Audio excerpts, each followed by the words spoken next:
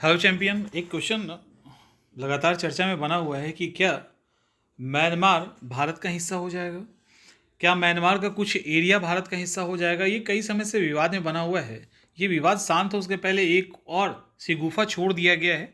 चलिए क्या है उसको हम लोग पहले देखते हैं। सबसे पहले इसके पीछे कहानी ये है कि मिजो नेशनल फ्रंट के राज्यसभा सांसद है जिनका नाम है के वनलाल वेना। ठीक है, ये के वनलाल वेना जो हैं, यही आपको जो दिख रहे हैं यही हैं। ये वनलाल वेना साहब ने क्या किया, म्यांमार का दौरा किया और दौरा करने के बाद वहाँ पे आपको पता होना चाहिए अभी कोई ऑफिशियल सरकार नहीं है, सेना का शासन है और सेना के शासन के कारण कई सारे गुट बन गए हैं। तो म्यांमार में कोई आधिकारिक सरकार नहीं है। तो वहाँ चीन लैंड काउंसिल लगभग मिजोरम के बॉर्डर से टच किया हुआ जो इलाका है, अभी हम आपको दिखाएंगे, उसको लगभग 6 महीने से वो लीड कर रहा है, वहाँ पे शासन कर रहा है। तो ये जो हमारे सांसद हैं के वन लाल वेना, ये एक्चुअली इन्होंने क्या कहा चीनलैंड काउंसिल को कि ऐसा है कि हमारा और आपका तो ज़्यादा दूरी है नहीं, हम लोगों कल्चर हमारा काफ़ी सेम है। ये इलाका है चीन वाला, ठीक है। जो अभी चीनलैंड है वो यही है और ये चीनलैंड पूरा मिजोरम से टच कर रहा है। यहाँ पे अगर आप मैप देखें इसको तो आपको क्लियर हो जाएगा, ये मिजोरम वाला पूरा इलाका है। और म्यांमार का बॉर्डर तो पूरा नॉर्थ ईस्ट से ही लगता है एक तरह से, जो ईस्ट नॉर्थ ईस्ट का बॉर्डर है वो पूरा म्यांमार से लगता है। हम लोग अभी देखेंगे उसको। वहाँ पे क्या हुआ, तो इन्होंने क्या सजेशन दिया है कि ऐसा करते हैं कि हमारा कल्चर, हमारा जो भी ट्रेडिशन है वो इक्वल है, तो इसको आप ऐसा कीजिए भारत का एक हिस्सा बना दीजिए। इन्होंने सजेस्ट कर दिया, इसी पर हंगामा हो गया क्योंकि वहाँ पे जो सैन्य सरकार है उसको जुंटा की सरकार कहते हैं। तो जुंटा कहलाने वाला जो म्यांमार का सैन्य सरकार है वो नाराज हो गया। नाराज होकर उन्होंने स्टेटमेंट रिलीज कर दिया। तो भारत सरकार ने अपने आप को, मतलब भारत सरकार ने पल्ला झाड़ लिया कि एक सांसद का स्टेटमेंट है, हमको उससे क्या लेना देना है।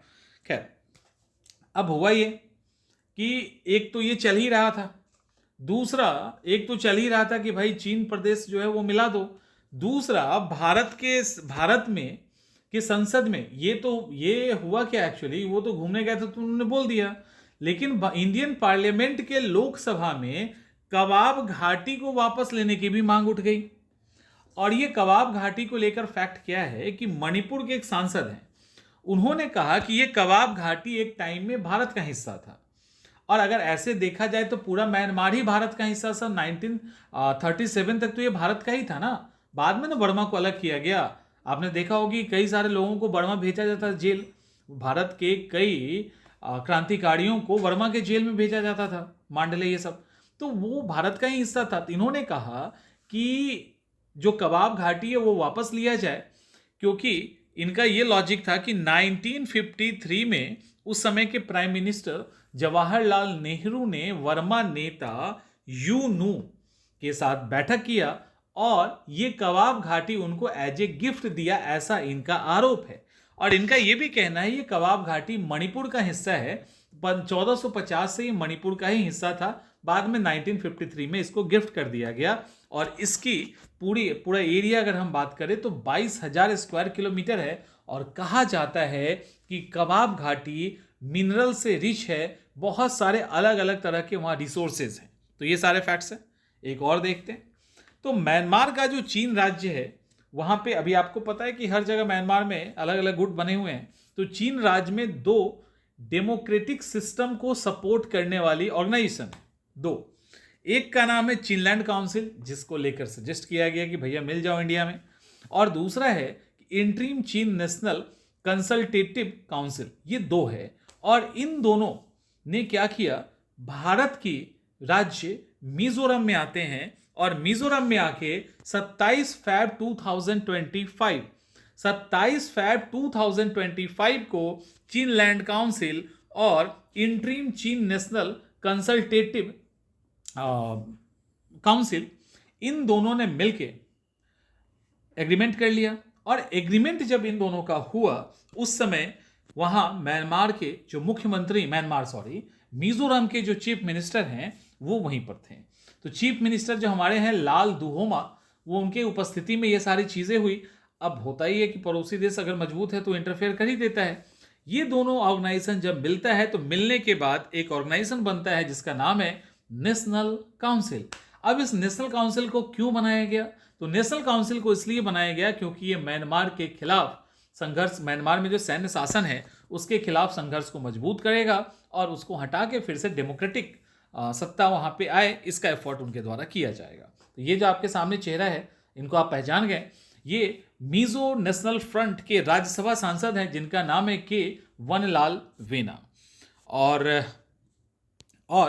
ये जो इलाका है वो चीन प्रदेश है और चीन प्रदेश मिजोरम से पूरा का पूरा इसका बॉर्डर टच करता है। तो इसीलिए इनका सजेशन है कि भाई आ जाओ, मिल जाओ यहाँ पे। और दूसरा जो कबाब घाटी है वो मणिपुर से, ये मणिपुर का इलाका है, तो मणिपुर वाला जो यहाँ पे इलाका है वहाँ पे कबाब घाटी है, तो ये कह रहे हैं कि कबाब घाटी हमको दे दो। तो इस तरह से कबाब घाटी और चीन प्रदेश दो इंपॉर्टेंट है। और कुछ एक्स्ट्रा फैक्ट्स की अगर हम बात करें तो आपको पता है कि भारत और म्यांमार की जो कहानी है वो बहुत पुरानी है। भारत और म्यांमार की कहानी बहुत पुरानी है। एक्चुअली भारत और म्यांमार एक्चुअली भारत ही था। 1937 में ब्रिटिश ने इसको आज़ाद किया है, उसके पहले तो ये भारत ही था। और इस बर्मा में मैक्सिमम बौद्ध रहते हैं, हमारे यहाँ ही बौद्ध का ओरिजिन एक तरह से हुआ है। तो भारत के साथ म्यांमार का cultural relation, religious, political, geo political, economic, हर तरह का रिलेशन है। बहादुर शाह जफर वहाँ कैद हुए थे, आपको पता होना चाहिए।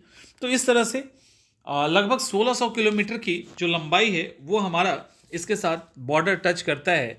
और इवन बंगाल की खाड़ी के साथ भी हम मिजोरम के साथ जुड़े हुए हैं। अरुणाचल प्रदेश, ये जो टोटल लाइन है ना यहाँ पे सीधा लाइन, अरुणाचल प्रदेश, नागालैंड, मणिपुर, मिजोरम, तो ये जो देख रहे हो अरुणाचल, नागा, मणिपुर एंड मिजोरम, ये पूरा का पूरा जो साइड का बॉर्डर है वो म्यांमार से टच करता है।